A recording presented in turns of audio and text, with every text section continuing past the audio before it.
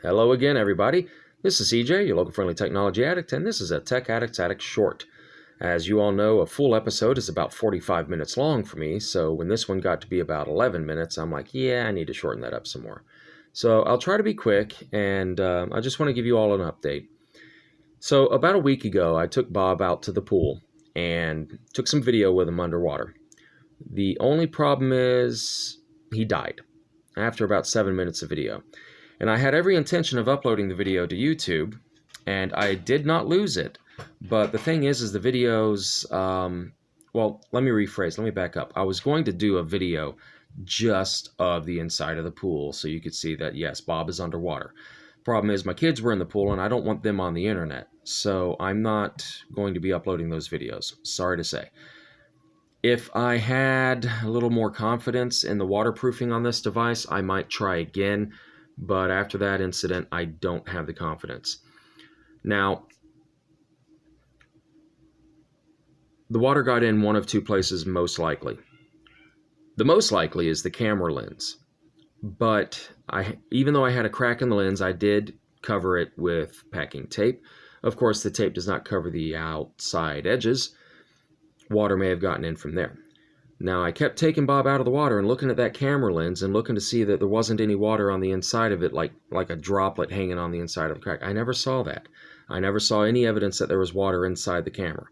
So I don't think that's where it got in. However, it was all over the inside of the device, so it definitely got in somewhere. I had taken it all apart, and as I was pulling the headphone jack apart, the headphone jack is, well, I don't really have anything handy to describe what it is, but it's basically a rectangular box, about twice as long as it is wide. And if you can imagine that box, okay, there's a bracket that it mounts to. And on that bracket, there's a piece that goes into the plastic. And that piece is a piece of copper that goes to the outside. That is a lead for the headphone jack. So the inside of the jack where you put your headphones up inside, that contact there comes through the plastic by way of that bracket and goes into the rest of the phone circuitry. Well, that bracket had gotten loose, and so those pieces there kind of came out. And I can't be certain that that's not where the water got in. I don't think that it would have, because the surface tension of the water should have been enough to prevent it from getting in. But honestly, it's a possibility, and I can't ignore that. I did try sealing it with some plastic model cement, but I don't know how well that'll do. And I replaced the camera glass, so that's not going to be an issue there. So really the only question is, does the water get in through the headphone jack? Come to think of it, that's pretty easy to seal up with some tape or even a rubber plug or whatever. I mean, I can certainly figure something out in that regard, and I can seal the power port easily enough. I mean, just a piece of tape across that. So I may try again. I don't know. But the thing is, water got inside of Bob, and I'm recording the video and the screen goes black, and then it comes back up with the Blackview logo and like it's booting back up. And I've seen that before when a battery on a phone gets discharged quite rapidly, and after a few minutes the battery cools off, because when it discharges rapidly it heats up. After the battery cools off, it registers like it's got another 50% of life left. And I figured that that's what had happened, that being underwater, maybe the USB on the go was shorted out, because, I mean, there's supposed to be short circuit protection to turn off voltage to it when it goes underwater. Excuse me. At least I would imagine there should be, because otherwise how could you take the thing underwater when there's no plug on it, no cover for it? But there not being a cover, I must assume that it detects the short when it's underwater and it turns off the voltage. So maybe that was defective. Maybe it didn't turn off the voltage, and maybe the battery, just simply got discharged. That's what I was thinking at that moment. But then when I couldn't turn it back on, I realized it was a little bit worse than that. And then I flipped over the phone while I was inside the house and noticed there was fog on the inside of the camera lens. Actually, I wasn't even inside the house yet. I was in the car when I noticed the fog on the inside of the lens. So, yeah, once I realized water had gotten in, I knew I was taking the phone apart again to dry it all out. And once I took it apart, there was just, it wasn't like the whole thing was water pouring out of it, but everything in there was wet. Everything had droplets of water, and it was milky in some places. Not really milky so much as salty, because chlorine is in the pool water. And when you get chlorine and you start putting it in with electricity, and you consider that the lithium-ion battery in the phone has a good deal of current that it can push out. Yeah, there was a lot of what looked like corrosion. It was basically salt deposits.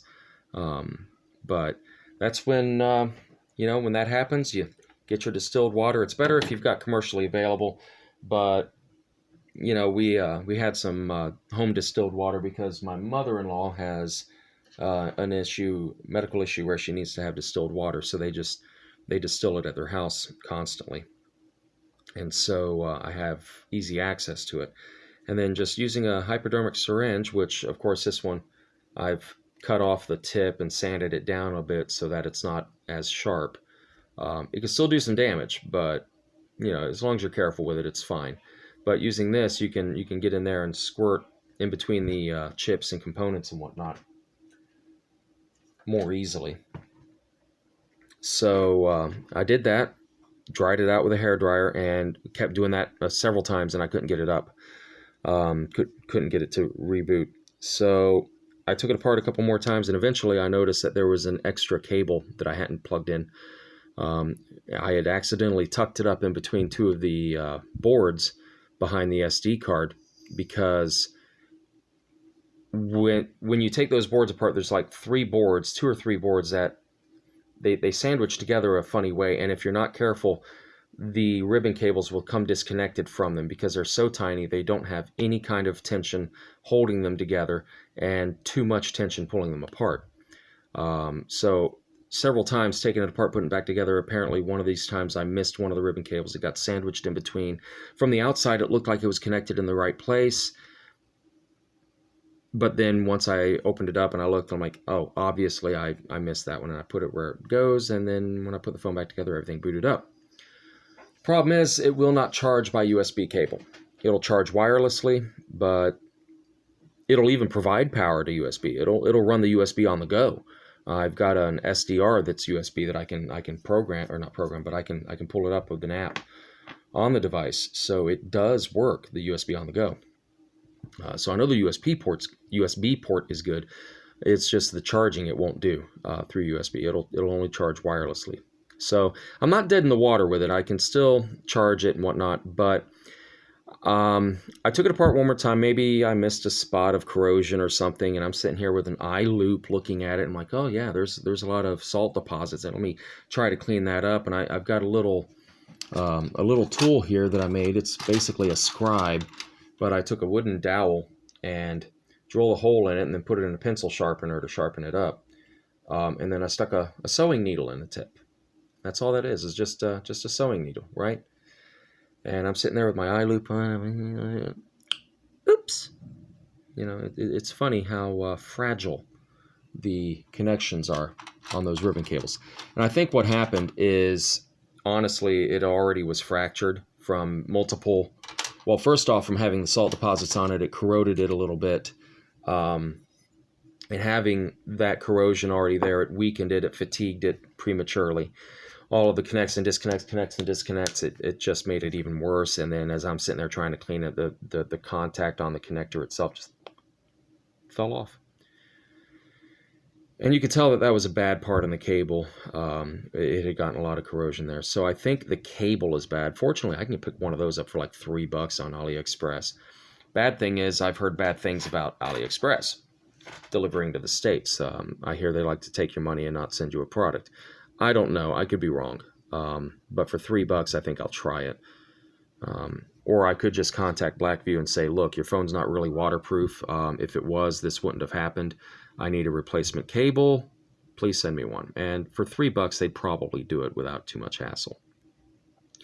And while I'm not a big fan of Blackview, recent things discovered, I do trust that if they say they will send me something, they will send me something, because they've done it now. They sent me the phone, they sent me the screen protector, they sent me camera glass replacement, they sent me a speaker. I've gotten everything they've sent me, so... Anywho, so this video was done with Bob. I'm probably going to continue using Bob because the current setup I've got actually isn't difficult to do. I've just got a bare electret microphone soldered to a couple of leads and a 10K resistor across them, and then all of that going directly into the bottom of the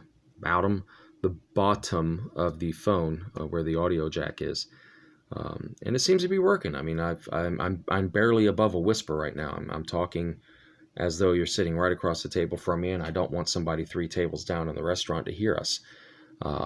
So I'm not yelling, I'm not very loud, and looking at my VU meter, the audio level is better than it usually is. So I may continue doing the videos with Bob, I don't know. But we've already gone over 11.5 minutes. I did not want to take this long. I apologize that I did, but there's the update. Got Bob working again, but Bob is not 110% like he used to be.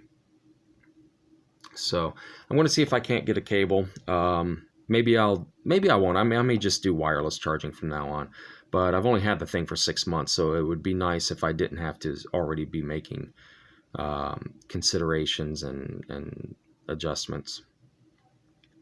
So stay tuned. Thank you for watching, and hopefully I'll have some more videos going on. So until next time, this is CJ once again signing off.